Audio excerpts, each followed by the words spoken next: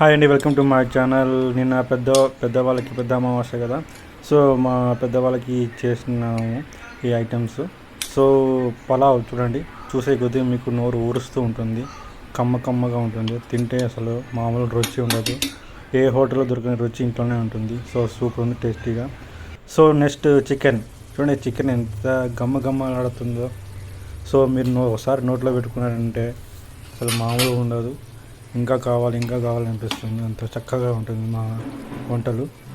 So నిన్న మేము ఈ ఐటమ్స్ చేసాము, మీకోసం ఈ వీడియో పోస్ట్ చేస్తున్నాము.